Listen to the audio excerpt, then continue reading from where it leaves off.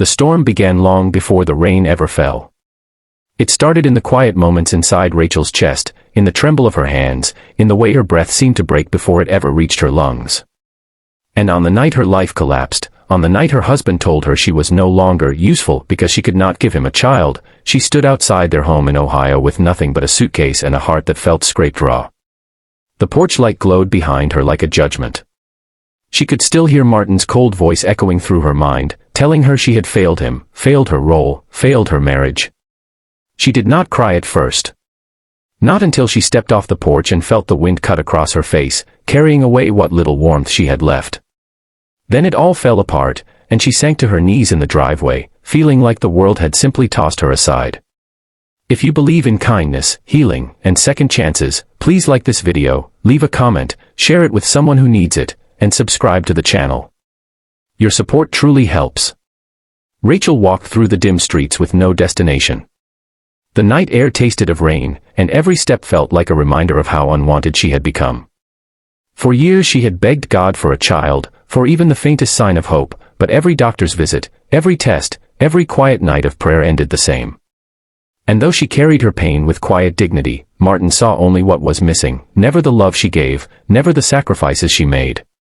When she finally reached the edge of town, she sat at a bus stop bench under a flickering streetlight, hugging her suitcase as if it were the only thing keeping her from disappearing. Morning found her in a small diner by the interstate, fatigued and numb. She bought a cup of cheap coffee just to have a seat and warmth. People came and went, but she barely noticed them until the front door chimed and a tall man in a charcoal coat walked in with a little girl holding his hand. The child, perhaps 7 years old, with curly brown hair and curious eyes, spotted Rachel first. Something about the woman's fragile stillness must have drawn her, because she gently tugged her father's hand and whispered something. He glanced over, his expression softening.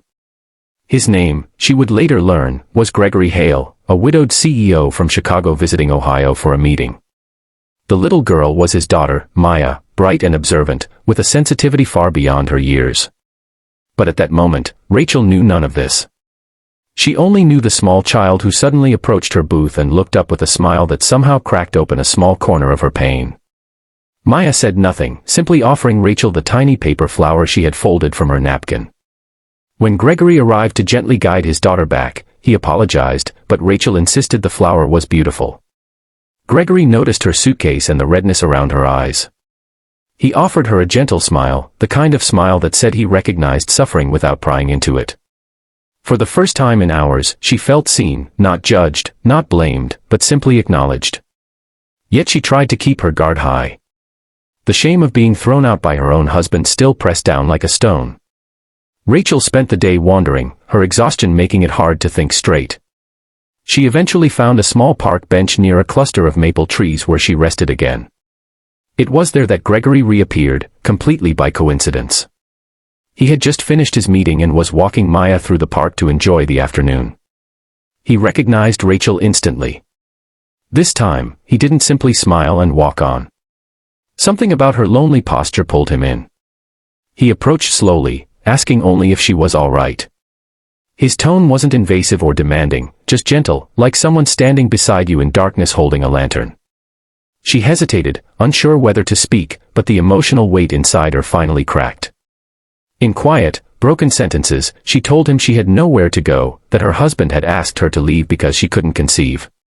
Gregory listened without interruption. His jaw tightened slightly, not at her, but at the cruelty of the men who had discarded her. He knew pain in his own way. He had lost his wife to illness 4 years earlier, and he had carried loneliness ever since. Yet seeing someone treated so heartlessly stirred something protective inside him. When Maya, who had been chasing leaves nearby, came running back, she climbed onto the bench next to Rachel and leaned her head against her arm without hesitation. It was the small gesture that finally unraveled the last threads of Rachel's restraint. Tears rolled silently down her cheeks. Gregory placed a careful hand on the back of the bench, giving her space while still letting her know she wasn't alone. The afternoon sun sank lower, turning the park golden, and Rachel began to worry about where she would sleep. Hotel rooms were too expensive.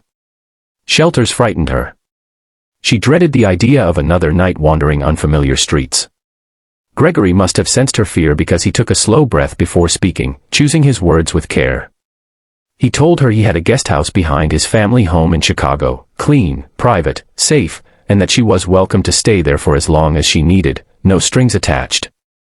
Rachel stared at him in disbelief. Men had only ever wanted something from her. She had never been offered something without conditions. She asked him why he was being so kind. Gregory simply said that sometimes God placed people in our paths because we were meant to help each other, not question the reason. She didn't answer at first. She was terrified to accept, terrified not to. The idea of traveling with a stranger felt overwhelming, yet something told her she could trust him. Perhaps it was the open sincerity in his face, or the gentle way he spoke to Maya, or simply the fact that he had not once looked at her with pity or judgment. As the sky began to dim and the wind grew colder, Gregory stood and held out his hand. His voice was steady, warm, and quietly decisive. He said only 3 words, "Come with me." Those words didn't feel like an order or a rescue. They felt like a lifeline, a door she didn't know she was allowed to walk through. Rachel finally nodded. The trip to Chicago was quiet, but peaceful. Maya fell asleep against Rachel's shoulder in the car, and Gregory watched through the rearview mirror, noticing the way Rachel gently brushed the child's curls from her forehead with a tenderness that came naturally. When they arrived at his large, modern home on the outskirts of the city, the guest house behind it felt like an unexpected sanctuary. Warm lights, clean sheets, a small kitchen, a soft couch, it was everything she had been missing. Days passed, then weeks. Rachel helped around the house without Gregory ever asking. She cooked sometimes, cleaned sometimes, and spent many afternoons with Maya, who adored her almost instantly. The girl had been lonely too, missing the affection of a mother figure. Rachel filled that space with a gentle presence that eased the ache in both their lives. Gregory watched all of this from a respectful distance, but everything he saw stirred feelings he hadn't expected. He admired her resilience, her quiet strength, the way she found beauty in small things despite her pain. She, in turn, grew to trust him more with each passing day. He gave her space to heal without demanding explanations. He never treated her as fragile, only human. One evening, as autumn crept into Chicago, Rachel sat on the porch of the guest house watching the leaves fall, realizing for the first time how long it had been since she felt unwanted. The loneliness inside her had slowly begun to thin out. Healing wasn't quick or simple, but in Gregory's home, with Maya's laughter nearby, she found something she thought she had lost forever, a sense of belonging. Yet guilt still weighed on her. She felt like a burden, accepting so much without giving enough back. When she confessed this to Gregory one night, he shook his head softly. He said she had already given more to their home than she realized. He spoke about how Maya smiled more now, slept more peacefully, laughed with a lightness he hadn't seen in years. And then, for the first time since his wife's passing, he admitted he no longer felt alone. That night, Rachel cried again, but for a different reason. They weren't tears of loss. They were tears of gratitude. The months that followed strengthened their bond. They were not a couple, not yet, but they were no longer strangers. They were 2 people rebuilt by compassion, connected by the quiet understanding that sometimes family was not born, but found. When Christmas arrived, Gregory and Maya invited Rachel to spend the holiday inside the main house. Sitting together by the fireplace, sharing cocoa, wrapped in the soft glow of warm lights, Rachel realized how far she had come from the woman who once stood trembling in the driveway of a life that had rejected her. She looked at Gregory, who sat beside her with a gentle, hopeful expression.